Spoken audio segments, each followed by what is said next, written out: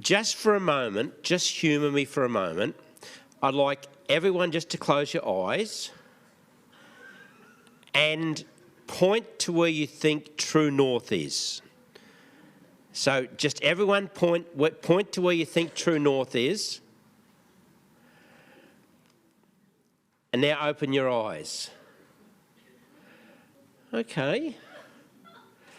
Some of you are very wrong. Some of you are right. And some of you are super confident you're right and you're probably wrong. But I would like to get a volunteer out who actually is confident they are right. And I'm going to test you because I've got a way to sort this out. So who's confident that they're right? Oh, okay. Okay, Miles is going to have a go at this. Now, come over here. So you see, it's a bit like that Joel's not too far from the tree where it fell from. This is worrying me. This is worrying me, right? So, Miles, can you just stand in front of that, just there? Yep. And I want you to point to where you think true north is. Okay. So, the arrow on the floor, Oh, look at that! you're probably about 10 degrees out. Yep. Okay. So, if you start walking right now to true north, by the time you get... No, just grab a seat. I can see Joel. Oh, dear. But you would never get there. You just... you think you know where true north is, but no, right?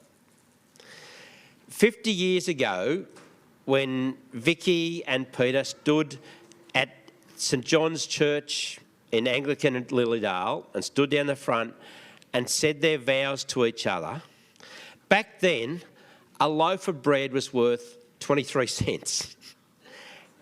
But that same loaf of bread weighed nearly 2 kilos. Today, it's a miserable 65 or 650 grams. And that's not the only thing that's changed in those 50 years. The other day, I saw some wedding photos. You've both changed a little smidgen, just a little bit, right? Because there's not much that remains the same in our world. In 1768, a young lieutenant by the name of James Cook, he sailed from Plymouth Dock in England to this far side of the world. And without a knowledge of where true north is, he would never have navigated his way to New Zealand and then eventually to the east coast of Australia, discovering that first time as Europeans, and then getting back to England again. And one of the tools that he used was a compass. Now, compasses have been around for about since the 12th century. But a compass only points you towards magnetic north. And magnetic north, it just keeps changing. Over time, it's hard to say it, magnetic north, it moves. Whereas true south doesn't, because it's a fixed point at the North Pole. And true north doesn't change, yes. Now, when I mention the word North Pole, some of you this time of the year are thinking Father Christmas, reindeer. That's not where I'm going, right? And if this is your first time to this building, it's possible that some of you this morning listened to your phone with a very confident woman telling you where to turn and how to get here. I doubt if any of you used a map and a compass, or like Captain Cook, a sextant. I don't think any of you used those sorts of things. Some of you just asked for directions. But up until I started trying to do some preparation for today, I thought that a Polaris was something that you got in, little four-wheel drive buggy that you hooned up and down steep hills in. I didn't know that Polaris is the name of the North Star. And the North Star in the Northern Hemisphere sits smack over top of the North Pole, and it doesn't move. And so for about 1,500 years, people have been able to navigate at night time in the Northern Hemisphere, just finding where the North Star is. Now, when Peter and Vicky got married all those years ago, navigation at sea was still done at night time by the stars. Now, I'm not trying to make you sound old, because you got married in 72, but it wasn't until the late 70s that GPS satellite systems started to be used for the first time. Now, here's the thing. Every navigation system that we use is dependent upon knowledge of where true north is. And we live in a world that is trying to redefine relationships, sexuality, gender, where life starts, where life finishes. In fact, even redefining what makes a great life. See, some people think that life begins at conception. Some people think that life begins at sort of day 8 or week 8 or week 28 or at birth. But God says you're all wrong. I want to read you something. It's out of Jeremiah chapter 1. And this is what God says. Before I formed you in the womb, I knew you. That's before conception. And then he says, before you were born, I set you apart. I appointed you as a prophet to the nations. That's about identity. It's about purpose. And we live in a world at the moment that is struggling. There's a crisis of identity. And before one little egg and one little tadpole collided and began your life, and by the time you'd gone about 6 days, you'd gone from a morula to an expanded blastocyst, and your cells have kept on developing. Before any of that happened, God knew you, had an identity for you, had a purpose for you. And if God created this earth, if he established this magnetic field that we can run a compass by, he also, when creating this magnetic field, it doesn't just run through the centre of the earth. It actually expands and goes into outer space, and it becomes a protective shield over our planet. And what happens is when windstorms from the sun come hurtling at us at 800 kilometres a second, that's fast, right? And these windstorms, it's not just wind, they're carrying these charged protons and neutrons, electrons, and this sort of plasma form. I haven't got a clue what I said. But all I know is they're super hot. If you can imagine a lightning strike, that heat, that's what these windstorms are bringing towards Earth. And when they hit this magnetic field, they follow along the magnetic lines, either going south or north. And when they get there, they create those auroras, those things that are seen at the North and South Pole. Now, a number of years ago, I was going over to our shearing shed at about 4 o'clock in the morning to check on some goats that were kidding. And as I started walking towards the shearing shed, down to the south was all these yellow and green and pink lights shining up all over the place. It was mesmerising. And I went and got the whole family up and we came and watched this, and it was just incredible watching the southern aurora from our shearing shed landing out at Hillside. And if this complex, this amazing world that turns on its own axis every 23 hours, 54 minutes and 4 seconds, if it's turning like this on this axis, and as it rotates around the sun, while the moon orbits around us, it's actually that all of that's going on. Our axis, we would wobble into outer space if it wasn't for where the moon is positioned. Now, if this planet really does come from divine planning and construction, and if according to God, we are the purpose that He put all this together, if we are at the centre of all this planning and design and purpose, that makes your one and only life fairly significant, fairly important. But life can get complicated. It can get painful. It can get messy. Relationships can actually break down. And not everyone can look back like you two at 50 years and think, we've weathered some storms. There were some rough times, but we've come through. Not everyone can do that. And it was Peter's idea, his initiative of today. And he came to me at the farm and he says, Lex, I'd like to renew our vows on our 50th wedding anniversary.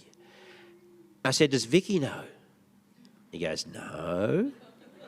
I said, Pete, you know when you tell her, she's going to cry. And Pete says, she better. See, you could upset her in a good way. I've discovered I have the capacity to upset people in a bad way. And I have this capacity to destroy relationships. I think I could probably destroy every relationship in my life. In fact, as a teenager, I really destroyed my relationship with my dad. Because although Dad loved me, he would try to show his love for me by doing things for me. But I wanted him to show his love by doing things with me. And that difference created this angst in me towards Dad. If you were to ask my wife, Coral, where the greatest pain, the greatest heartache she's ever felt in life has come from, it's come from me, from my self-focus. It's what I've done to her. But when I was about 19 or so, I forgave my dad for not being the dad that I wanted him to be. And that set me free. It set Dad free from my judgment. And Dad became my hero. And I can remember sitting on his bed not long before he died, and he looked at me and said, son, you've turned out trumps. And I was thinking, that's like when it's really cold and miserable and rainy day, and eventually the sun comes out and you go, oh, it's turned out trumps, you know. We started a bit rough, but we got there. And I don't think I caused Coral the same hurt and grief and pain that I have in the earlier days of our marriage. I actually now appreciate the differences between us. But any changes in my life aren't the result of just getting a bit older and wiser. They actually began when I was 16, and I found this true north, not as a geographic location, but as a person in Jesus. And I found him as a personal relationship, not a set of rules. And I know, Vicky, when you're a young girl and you'd go to church with your grandfather, that's where that all began in your heart as well. And I've discovered the value of village life, of being involved in a local church and what that does in your family, for your kids, in all the relationships in your life.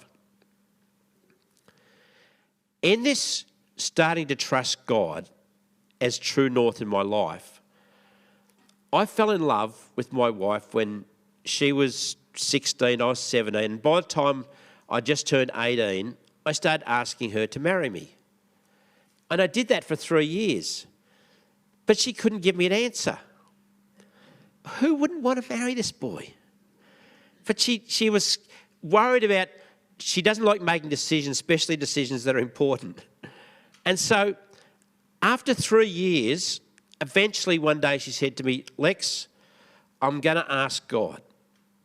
And what I'm going to do, I'm going to ask God to change 3 things in your life in the next 2 weeks. Now, I didn't know what they were. And that put me in a really bad place because I wanted to marry this girl whether God was in it or not, right? But she was convinced that she needed God to be the true north to know, is this the boy to marry? And they were really big ticket items, but I did not know what they were.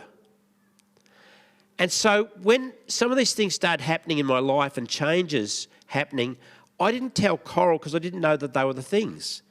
So I told my mum. And each time Coral was having lunch at our house and she overheard me telling my mum these changes that were happening in my life in this 2-week period. And I'll never forget, we're driving down the hill out of Bairnsdale towards Wyong in the ute, and she looked at me and she says, the answer's yes. And I just about drove off the road. It was just, woo, you know. And we were married 6 months later. God has this incredible capacity to be big and small at the same time. And 2,700 years ago, before science could really show us and help us understand our earth and our planet, the prophet Isaiah wrote these words in Isaiah chapter 40. He said this. He's talking about God. He sits enthroned above the circle of the earth. And that word, the Hebrew word that's translated into English that says circle, it comes from a root word that means to describe a circle, to draw a round sphere, completely round. And that's how, 2,700 years ago, our world was being described, how God was describing this world he built. And medieval Christian monks in the Middle Ages, they actually believed the world was round and not flat because of the way God described what he made. And 3 other places in the Bible is the same word used to describe a round world and not a flat world. But the Bible's this progressive revelation of God, and it begins as God as this creator, and then it changes into this God who is a personal, true north for our life, who will guide us if we'll trust him. And one of Jesus' closest friends, Peter, he wrote this, and it's very personal. And he says this, you can throw the whole weight of your anxiety upon him, for you are his personal concern. That's not planet Earth, that's you as an individual on planet Earth. And Peter knew that firsthand. He'd experienced that from Jesus firsthand. And that's where he could write this with the authority of what he'd experienced. You can throw the whole weight of your anxiety upon him, for you are his personal concern. And mental health issues have become more talked about, haven't they? But they're not new. They've been around since Peter wrote that. In fact, he was writing that to the early church, the early Christians, and I think they had a bit of cause for some anxiety because they could be dragged out of homes from a workplace and fed to the lions to sort of entertain the crowds at lunchtime at the cricket. Like it was a very, very dangerous place to be in Roman times and be a Christian. And as fear increases, the desire to be in control just goes through the roof. And when I was trying to win Coral into my little heart, I did things like I went out with her mum. She didn't have a dad. Her dad had died when she was 9. So I would go out with her mum and Coral, and we would do things together in families. And one day we were visiting Coral's uncle's farm, and I'm driving her mum's car. And it's fairly flat on the river flats out Woodglen Way, but there was a bit that just dropped down like this. And there was a track, but there was a track that went around it too. And she's sitting in the back seat. And she says to me, Lex, don't go down there. It looked like the best place to go, didn't it? It was quicker. So I just started to drive down there. As I started to drive down this little hill, she just whacked me on the back from the side of the head, from behind. It scared terribly. I was traumatised, still traumatised. But as her fear level went up, her desire to control went through the roof and she just went whack. Now, it is normal when we feel anxious to want to be in control. It's counterintuitive to trust a God you can't see with the things that we are worried about. But honestly, in my life, I found you can. And when we started a church in Sydney, we'd just started, and I can't explain why, but I went completely deaf in this ear. And I don't know if you've ever had hearing troubles, but if you're completely deaf in one ear and you're in a crowd, everything's echoing and bouncing around and it's awful. And you have to walk beside, you can't walk on this side of someone, you've got to put yourself on the other side to walk along. And so I said to God, if you want me to lead this church, then I've got to be able to hear. I can't do it completely deaf. And I went to specialists and they told me about putting grommets in my ear. They said your ear canals are too thin and narrow and it mightn't work and it's going to cost a lot of money. And I just said, well, God, if you're really calling me to lead this church, then you're going to have to restore my hearing. But 6 months went past and nothing changed. And it was about a year. And I was driving to Coral to work one day and she's talking and we're talking and suddenly I realised that I could hear. And my hearing was completely restored and it stayed that way ever since until you fired that big gun in me. And it's not industrial deafness a bit now, but it's like God cares about the little details. That was God caring about the smallness of my hearing, and yet God is this massive big God all at the same time. And he's got this capacity to be personally concerned about you. Next time you hear the words, you have arrived at your destination. I can't do accents. But whenever Siri or Google Maps, whenever you hear those words, you've arrived at your destination, just remember it's true north that was relied upon to get you there. And you can't see it. But without it, we'd be literally lost because we wouldn't have a reference point. And when God placed 100 billion stars into this galaxy we call the Milky Way, he had a plan. And when he started this Earth that we're standing on, spinning on its axis annually around the sun, he had a plan. And when he established ecosystems that could support us, human life, he had a plan. And that plan centres around you and I. And God didn't put us on earth to one day populate heaven. He put us on earth so that there could be human beings that could experience the culture of heaven on earth. And he dreamed you into existence and he knew you before you were born. And every mental health issue, every emotional, spiritual, physical condition that we struggle with, God wants to be there, helping us through all that. He's relationally wanting to be connected to us. And it sounds crazy, but he wants to do it through a little village, a local church, where flawed human beings can actually show love and acceptance to each other. It's amazing. And I know that today you started this idea, Pete, but I know that Vicky is enthusiastic about it, but also know that, Vicky, you're excited to show off your little village today, your little local church, because you found love and acceptance here. And that's a very precious thing for any of us. And I just would love you to experience and know what it's like to belong, to connect to the God that made you, that is the only true north we can trust, and to experience what I've got to experience in life. My dad was really, really sick. We thought he was going to die. I was headed to America for 2 weeks and I thought I'd never see him again. And so I said to him, just before I left, Dad, if this is the last conversation we ever had, what would you want to say to me? Because this is what I want to say to you. So I said what I thought was my last farewell to Dad. And then Dad said to me what he thought he would say to me the last time we'd speak. And he said, son, whatever you do, put God first in everything. Put him as your true north. And then when things go bad, and they will, and when things go good, and they will, he can work all of that to your benefit.